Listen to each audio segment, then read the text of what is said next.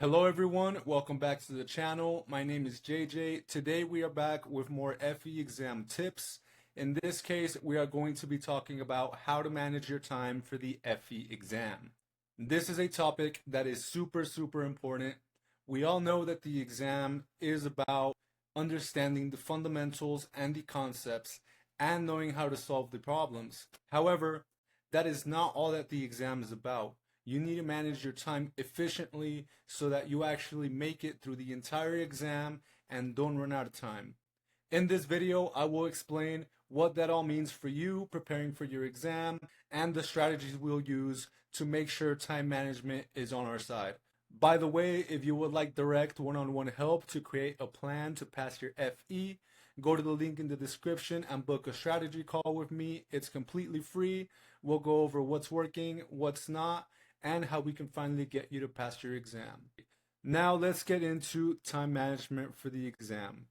So the first thing that we need to keep in mind is we need to know the actual time limit that we're working with on the exam. One thing that I see in students who are starting out in their journey is that they can be confused about how much time they actually have for the exam. So here I'm going to break it down and give it to you completely clearly. You have 5 hours and 20 minutes for your FE exam. Those 5 hours and 20 minutes are going to be the time limit you have to complete 110 questions. Right around question 55, or the halfway mark, there is going to be a 25-minute break. This 25-minute break does not count against your 5 hour and 20 minutes. The countdown timer pauses for those 25 minutes. Therefore, that means these 25 minutes are free time for you to take a break, take a breather, and relax. This essentially splits the exam into two sections, and that's where the term morning section and afternoon section comes for the FE exam. The topics on the morning section are made up of more general engineering, so if you're taking the civil exam, you're going to see statics, dynamics, engineering econ, mathematics, stuff like that. And then in the afternoon section, you're going to see civil engineering specific topics like surveying, transportation, construction, structural engineering, etc. For the time management aspect of this exam breakdown, like I said, just know you have 5 hours and 20 minutes, 110 questions on the exam, and a 25-minute break that is completely free. If you do take extra breaks or take a break longer than 25 minutes though, it will start to count against your time. So just make sure that you keep that in mind. Now that we've talked about the time limit that we're working with for the exam, let's talk about some of the problems that students run into managing their time, and let's have a reality check about what bad time management can cost you on your FE exam. Like I said, this is going to be a reality check. I'm going to keep it 100% real with you. Here is the reality. If you do not finish your FE exam, you're pretty much asking not to pass. So let me explain what I mean by this by using a real life scenario. In this case, let's assume we were taking the FE civil exam and we did not manage our time correctly. This is what ends up happening if you don't manage your time well. It happened to me when I was an FE exam candidate, and I see it happen to my students when they take their practice exams. So I'm speaking from experience. What ends up happening is a very typical scenario where you make it to the last 2 or 3 sections and you're very tight on time. So for this example, we'll assume you made it to the last 2 sections with very bad time management. The last 2 sections are transportation and construction for the FE civil exam. If they have 10 questions each, that's 20 questions that you don't get to put your real effort and attention into. So that's 20 points that you could completely miss out on because you ran out of time. What I've seen happen time and time again is students will make it to these last 2 sections with like 20 minutes left, and next thing you know, you have a minute to answer each of the 20 questions. So back to what I said at the beginning, that ends up creating a scenario where you're pretty much asking not to pass the exam if you're just going to write off 20 of the questions. So this tells us 2 things. One, bad time management kills exams. And two, you can know enough to pass the exam and still fail because you ran out of time. I know this probably sounds a little scary or overwhelming, and this is something that may have even happened to you before if you've taken the exam and failed it. It is a challenge, but that is why this was a reality check. However, for every problem and every challenge, there is always a solution. So now let's talk about what we can do to make sure time management is actually on our side for the FE exam and we can pass. The solutions for good time management are pacing, strategy, your calculator, and practice, practice, practice. So let's start off by focusing on pacing by talking about the 3 minute rule. Let me explain the 3 minute rule. Basically, we know that we have a total of 5 hours and 20 minutes to take our exam, and we have a total of 110 questions to complete. If we divide the number of minutes we have for the exam by the number of questions, we're going to end up with an average time per question of about 3 minutes. That is the average time per question. It doesn't mean every question is going to take you 3 minutes. Some might take less, some take a little more, but we want to keep the time we dedicate to each question on average right around 3 minutes. This is a very good guideline to go by. So this 3 minute rule is very important to keep in mind when you're taking your practice exams and definitely your real exam. Like I said, there may be some questions that'll take a little less and some that'll take a little more. But we don't want to find ourselves in a scenario where we take a lot more than 3 minutes per question. And that brings me to our next point, which is keep it moving.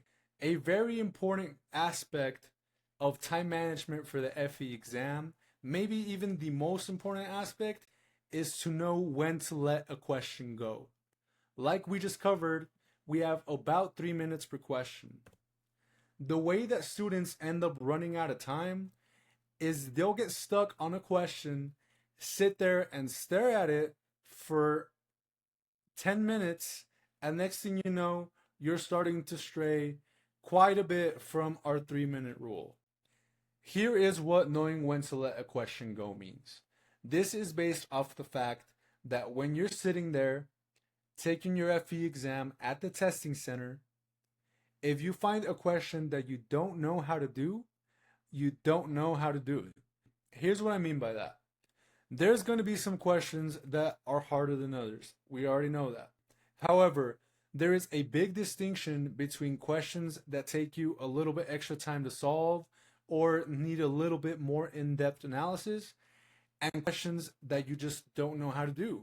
And you need to have that instinct to just let those questions go. You take your best guess and you keep moving. Because if you don't do that, like I said, it creates a scenario where you're sitting there in the testing center trying to figure out how to solve a question with material you are not familiar with. The exam day, sitting there at the testing center, is not the time to try and teach yourself new material.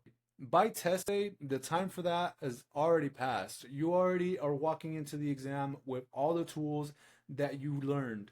So it is important to develop this time management instinct of knowing when a question is just hard and when a question just needs to be let go. The best way to develop this instinct is to take full practice exams. I am talking about sitting down at your house, setting apart 5 hours and 20 minutes, and taking a full 110 question practice exam, simulating the exam conditions. I have seen students who don't like to take these practice exams before test day, and honestly, I think it does a big disservice to all the time and effort that they put into studying the material. Because, like we've talked about up until now, the exam is not just about knowing the material. Time management is a very big aspect. I will have a full video on how to take practice exams and why coming out in the near future. But for now, just know I highly recommend the NCES official practice exam And this green book here by Dr. Islam, it has 2 full practice exams. Back to time management, taking these practice exams before your official exam allows you to put all of these time management skills into practice, and it allows you to make time management mistakes now. Instead of making all these mistakes in your real exam and failing it, why not practice time management beforehand and complement all the effort you're already putting in to studying the material itself? That kind of practice gets you to develop the time management instinct and knowing when to let a question go and keep it moving. Next, we have to talk about calculator shortcuts. This is another important aspect of time management. On this channel and in the lectures for my FE exam course, we use the TI-36X Pro. I call it our secret weapon for the FE exam. The reason that this is a secret weapon is because it can save us some serious time. Let me give you a real life example. Let's say you're giving a statistics problem on the FE exam with a set of data, and the exam is asking you to find the mean, the median, the mode, the y-intercept, and the standard deviation. Just from hearing me present the scenario, you know that will take you a long time. You're going to have to remember what all those terms even mean. You're going to have to find the formulas for the ones that have a formula, and you're going to have to do all your calculations by hand. That easily pushes us past our 3-minute rule. That problem does sound complicated, but it is not a problem for us because we're time management savvy and we have our secret weapon, the TI-36X Pro. So right here I have the computer version of the calculator just to show you a couple things. Let's address that scenario that I just presented to you first. So like I said, let's say we had a data set. We could easily go to our calculator, hit data, type it in just like this, and then go second, go here again, and have the calculator basically do all of the work for us for that problem. So just like that, we could easily save ourselves a ton of time on statistics questions. Some other types of questions that we can save ourselves a lot of time on are derivatives, as you can see, integrals, and then we also have an equation solver right here. As you can see in this question that I solved most recently, I had this equation with these variables. I believe this was for my mechanics of materials module, and it just makes solving for this a lot easier. If you had to solve for this by hand, it would take quite a few minutes. Instead of doing it all by hand, we can have the calculator do it for us, and it'll give us our result. This was 0.94, which for this problem was the radius of a steel rod. Those calculator shortcuts that I just showed you are time management secret weapons at your disposal. They save you some serious time, and they create some easy points for you on the exam, to be honest.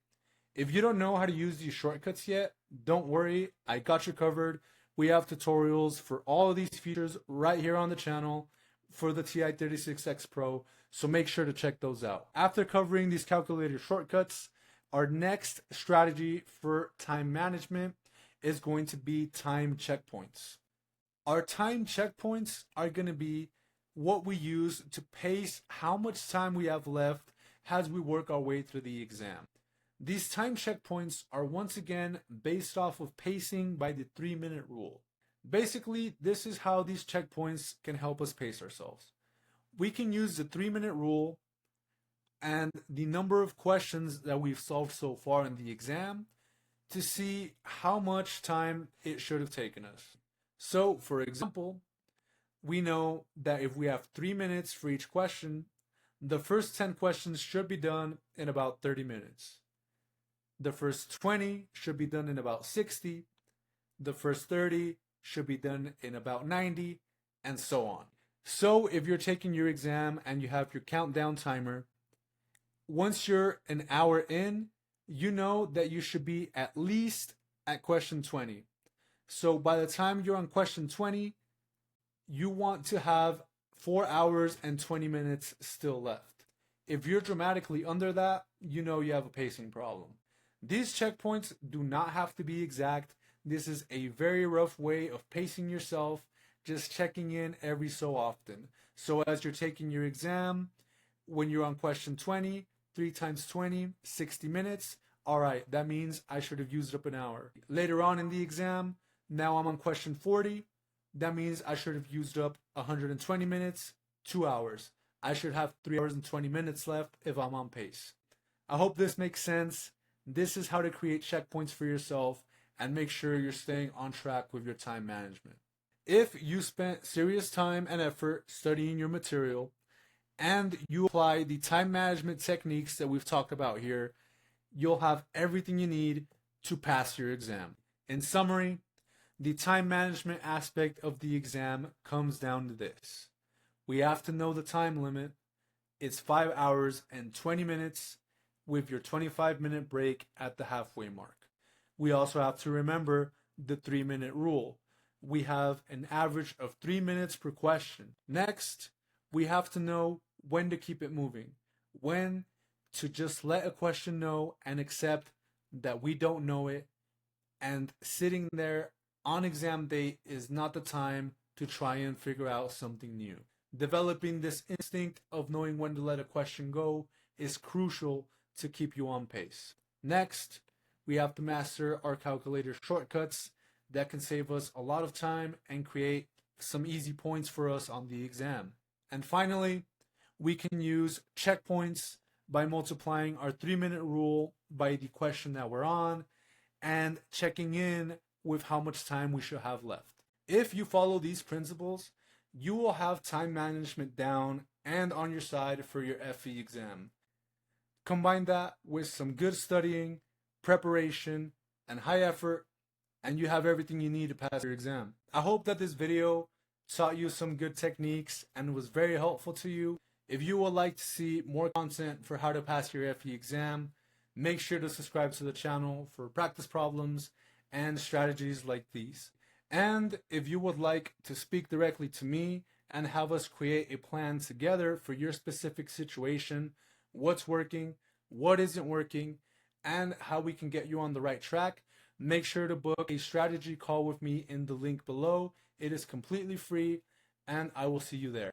We've been in your shoes before, and we're here to help to make sure that you see this notification very soon. I will see you in the next video.